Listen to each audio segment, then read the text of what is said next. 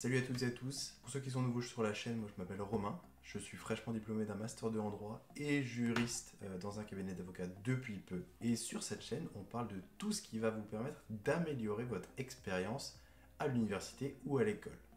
Alors, une vidéo qui est un petit peu particulière aujourd'hui, mais je pense qu'elle est extrêmement importante pour de nombreuses personnes. Alors, en effet, c'est pas vraiment une question qui va se poser tant que ça pour les personnes qui utilisent seulement les logiciels qui ont été développés par Apple, donc à savoir Pages, Numbers, etc. Mais pour un grand nombre de personnes comme moi qui utilisent principalement les logiciels de la suite Office, c'est une question super importante.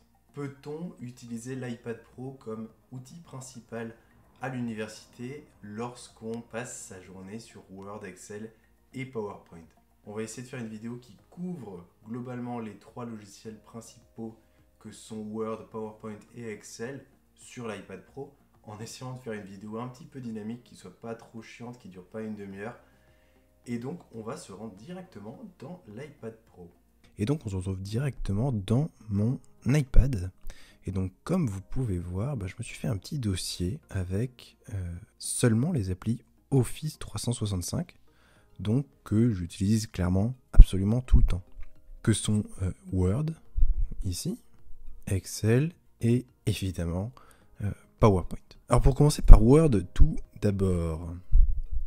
Donc, lorsque vous ouvrez l'application, vous arrivez sur cette page d'accueil, en gros, qui vous parle, évidemment, si vous êtes un utilisateur régulier de l'application, donc à savoir la création d'un nouveau document sur la gauche, que ce soit à partir d'un document vierge ou d'un modèle, comme vous pouvez le voir. Donc, tu as également les mêmes options que sur ordinateur. Je vais pas tout vous refaire, c'est pas un cours de Word, c'est juste pour voir à quoi ressemble Word sur iPad Pro. Donc, on va ouvrir par exemple, ce document.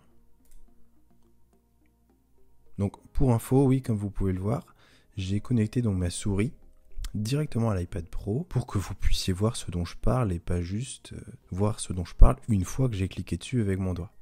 Donc ça va être un petit peu plus confortable. Je dézoome. Donc voilà. Alors ce qui est super agréable, c'est que clairement Microsoft a déjà pris la peine de respecter un petit peu en fait ce que Apple avait en tête avec leur curseur. Donc vous voyez mon curseur. Quand je le mets à côté d'un texte, ça prend le curseur texte qu'on connaît d'habitude, ce qui est plus facile pour sélectionner et pour se placer entre des lettres. Mais il y a aussi la question des curseurs au-dessus des options. Je ne sais pas si vous voyez, là il y a mon curseur, et quand il passe au-dessus d'une option, il change de forme et il est à moitié aimanté par l'option sur laquelle il est. C'est un petit peu le truc qui avait été mis en place par Apple lors de la sortie du dernier iPadOS pour aller justement avec leur trackpad sur le Magic Keyboard. Et donc c'est vrai que honnêtement c'est difficile de s'y faire un petit peu au début, mais une fois que tu t'y fais c'est vachement sympa. Tu fais pas vraiment d'effort en fait, tu passes d'une option à une autre comme ça. Et en fait le fait que ce soit aimanté ça te facilite vachement la vie. Vous voyez, absolument tous les petits trucs sont aimantés ici. Et là également. Donc honnêtement c'est vraiment super sympa que Microsoft ait pensé à faire ça.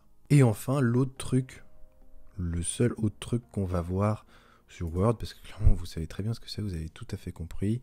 Word c'est Word, T'as les mêmes options que sur ordinateur, les formules, les commentaires, les layouts et les différentes reviews. Bref, je vais pas vous faire un cours de Word, je répète, mais voilà. Le deuxième truc souvent que tu fais quand tu es sur Word, c'est que tu vas prendre en fait des notes sur tes cours. Donc la question c'est de savoir est-ce que tu peux avoir deux fenêtres de Word ouvertes côte à côte. Et la réponse elle est géniale. Oups. Tu la prends, tu la déposes. Et c'est super cool parce que du coup, tu peux avoir ton cours par exemple sur la gauche. Tu as ton cours ici. Et à droite, tu vas venir prendre tes notes sur ton cours ou pour ficher ton cours si c'est comme ça que tu fonctionnes. Donc, Word, vraiment très très bien foutu sur l'iPad Pro. Avant qu'on passe à la deuxième application donc, qui va être Excel aujourd'hui, n'hésitez pas à laisser un petit j'aime sur la vidéo et un commentaire.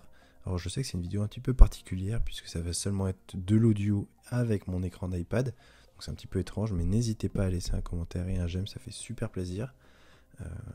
Donc maintenant pour passer à Excel. Alors, sur Excel, maintenant. Alors à nouveau, comme sur Word, c'est exactement la même disposition des différentes sections. Tu as toujours beaucoup de modèles.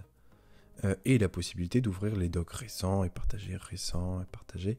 Bref, c'est exactement la même chose. Maintenant, sur le fichier en lui-même, il est possible d'étirer une case, hein, comme tu le fais. Tu sais, ça, c'est le grand truc de Excel. C'est son vrai pouvoir. Oh là, j'ai glissé. Puis là, tu peux étirer une case de la même façon. Tu viens saisir le petit angle en bas à droite et tu l'étires. Bon, c'est peut-être un petit peu moins facile parce que t'as pas, tu sais, le curseur noir qui apparaît quand tu le fais, mais ça se fait très bien. Ça se fait vraiment très bien. Bon, peut-être un petit peu moins intuitif tout de même. Mais ça se fait. Tu peux continuer à l'utiliser comme ça. Au niveau de la charte graphique, c'est exactement la même chose. Tu as toujours le petit aimant, le curseur, quand tu passes au-dessus d'un texte, ça se fait. Donc, concernant les menus, c'est exactement la même chose que sur l'ordinateur. Donc ça, c'est assez rassurant. Si jamais tu passes d'un ordinateur à un iPad Pro pour ton appareil de technologie principale, tu seras pas trop perdu. Il faut peut-être s'y faire un tout petit peu au début à avoir un Excel sur tablette. Je peux comprendre que ce soit un petit peu perturbant. Moi, je suis le premier à être perturbé. Mais au niveau des options, c'est clairement la même chose. Alors, je me suis pas encore amusé à faire tout ce qui est des chartes, des colonnes, des lignes, des tartes et tout ça. Mais j'imagine que si elles sont proposées ici, c'est que ça marche exactement comme sur ordinateur. Donc, pas trop de stress là-dessus. Mon petit point de conclusion sur Excel, ça va être clairement que bon, si tu passes des heures et des heures et des heures et des heures chaque jour sur Excel, ce sera peut-être moins confortable que sur ordinateur. Ne serait-ce que par la taille de l'écran. C'est vrai que quand tu as Excel et que tu as des grands tableaux qui présentent de nombreuses données, c'est agréable de l'avoir sur un grand écran, et donc que ce soit sur un 11 pouces ou un 12,9 pouces selon l'iPad que tu as, c'est vrai que ça peut coincer peut-être un petit peu. Mais si tu fais des petits trucs d'appoint, que tu gères ton budget, que tu regardes les actions que tu as en bourse et que tu veux suivre la valeur de ton portefeuille au jour le jour, il n'y a pas trop de stress, tu pourras le faire très très confortablement. Un petit peu dans cette même ligne, pour moi, Excel sur l'iPad Pro, ça va être plus un outil de visualisation ou de micro-modification de fichiers Excel que vraiment de créer un fichier Excel de A à Z, un truc énorme ou hyper poussé. Et évidemment, un petit peu sur la même lignée que sur Word, tu peux ouvrir 2 Excel en même temps, il n'y a aucun problème. Tu peux en ouvrir 2 côte-côte si tu veux. Il n'y a pas de souci. Et enfin, la troisième application qui est tout aussi nécessaire que les deux autres. Donc ça, c'est vraiment le trio de tête, Word, Excel, PowerPoint. Et donc, on va finir par PowerPoint. Alors, je ne vais pas me répéter, c'est toujours la même présentation que sur Word et Excel, à savoir les nouveaux documents. Tu as les modèles ici, tu as les documents que tu as ouverts récemment ici. Et on va pas se répéter, on n'a pas un Alzheimer précoce. De la même façon, il est possible d'ouvrir 2 PowerPoint côte-côte. Si tu veux par exemple créer ta présentation sur la base d'une autre présentation, il n'y a pas de problème, tu vois, tu peux ouvrir les deux PowerPoint côte à côte. Il n'y aura aucun problème. Et globalement, c'est exactement la même expérience que sur ordinateur. Ça peut même des fois être plus confortable, parce que quand tu fais une présentation, imaginons que tu puisses garder ta tablette avec toi. C'est vrai que c'est super confort pour le coup. Mais par contre, attention, c'est vrai qu'à l'heure actuelle, il y a assez peu de salles qui sont équipées d'un projecteur sur lequel tu peux brancher un USB-C. Ça va souvent être des VGA, etc., etc. Donc, ne pas oublier de penser à son adaptateur. J'en ai fait les frais cette année. De pas avoir d'adaptateur alors que tu as une présentation dans la journée, là tu te sens bien con. Alors voilà, j'espère que la vidéo vous a plu, qu'elle vous convenait, que c'est ce à quoi vous vous attendiez, que ça vous a fait du bien de ne pas avoir ma tête en plein milieu de l'écran pendant 10 minutes.